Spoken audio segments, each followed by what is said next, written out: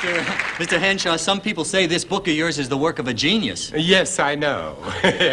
In fact, the Mystery Writers League has chosen me as Author of the Year. Oh, congratulations. And now, if you'll excuse me, a television crew is coming over to interview me. Thank you so much. Thank you.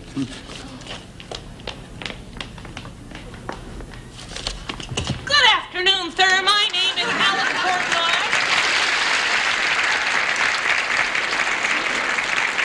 I am with the Fireside Girls of America, and I am here to ask the question that is on everyone's mind nowadays. What is that question, you may ask? Little girl, if you don't mind... The question is, sir, what is becoming of today's younger generation? And I am sure you are about to volunteer an answer. Yes, I am. The younger generation is swimming in pollution. That's what's happening. But for a small contribution from you, the older generation, you could send a Fireside Girl to camp. What do you say, sport?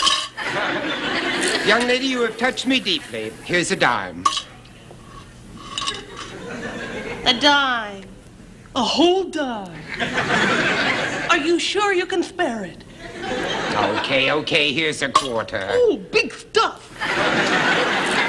Will you please go away? Why, yes, sir, but I would like you to sign my own personal copy of your mystery novel, Who? All right, only if you promise to leave. Yes, sir. Fireside Girls always obey. Sign my book and I'll go away. There now. It's been nice talking to you. Now, will you please just... Are you sure you wouldn't care to just go contribute a somewhere little? else, will you? All right, but be sure and say hello to your pretty wife who's platinum blonde. Thank you. Hey, my wife isn't a platinum blonde. Come back here. She's not a platinum blonde, you say? That's interesting, because just last night I saw you sitting with this platinum blonde, about 23 years old, in you were sitting with her in your car. Oh, no, look, you must have made a mistake. No, you see, that wasn't my wife. That was my niece. Your niece? Yes, I was teaching her how to drive. In the back seat? All right, look. Here's a crisp $5 bill. Now, why don't you just forget all about that silly car business? A crisp $10 bill would make me forget quicker. There you are, $10. However, a 20 would dim my memory forever. All right, there you are. Thank you very much, sir. All right, you can bring that equipment right in. Well, Mr. Henshaw, I'm Ralph Carter. Hello, Mr. Carter. Evening News. Yes, of course. It'll just take us a couple of minutes to get set up here, and then you can face our 20 million viewers. 20 million viewers? Gosh, how exciting. Yes, I'm ready whenever you are, Mr. Carter. Say, Mr. Henshaw, if you need somebody like me to tell the audience how great your book is, I would be glad to help. I would rather have hot oil poured up my nostrils. Oh, have you read Mr. Henshaw's book? Oh, yes, sir, 12 times. 12 times? That's what I said. Mr. Henshaw, I just got a great idea. This little girl is going on the air with you. Oh, goody! Oh, yes, it's great human interest. Oh, no, look, wait a minute, Mr. Carter. I don't think that's such a good idea. No, the little girl might be nervous. Nonsense. I don't have a nerve in my whole little body. Get this light set up, please. Mr. Henshaw, maybe I should talk to you for a few minutes before we go on national television. Can't you see that I'm busy? Now, please, don't bother me. All right. If you don't want to discuss the boo-boos that you wrote in Chapter 7, that's okay with me. Boo-boo? What boo-boo in Chapter 7? Well, let me ask you, was your heroine, Helen, really going to kill herself with But that of course gun? she was going to kill herself. Well, I don't see how she could, because, see, way back here on page 50, you wrote that Helen took the gun and emptied it of the bullets. Now, how in the world was she going to kill herself with an empty gun? It seems kind of dumb to me. Yes, look, here's $20. Yes. I said the mistake was on page 50. Okay.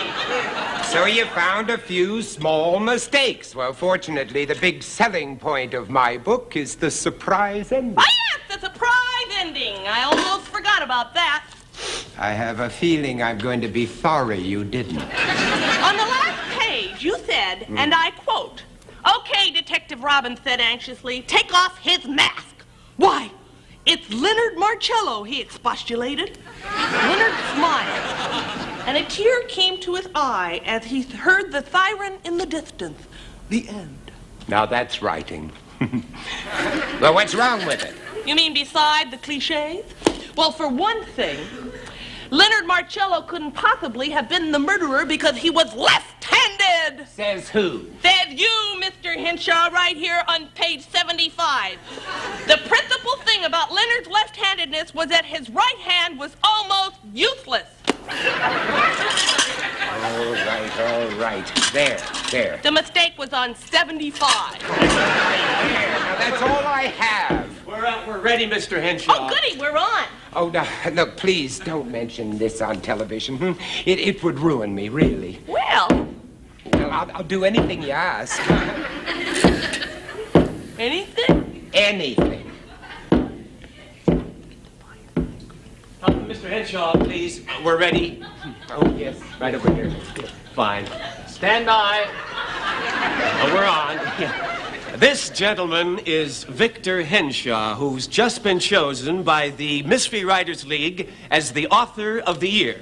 And this is Alice Portnoy, his biggest fan. Before I thank the Mystery Writers League for this great honor, I'd like to say a few words about my sensational book, Who is an intricately written thriller that is put together like a fine puzzle. Especially on page 75. Yes. But even more important than my book is a wonderful group called the Fireside Girls of America. Mr. Henshaw here is the most generous person we Fireside girls know. Yes, for a small contribution, you can send a Fireside Girl to camp. Thank you so much.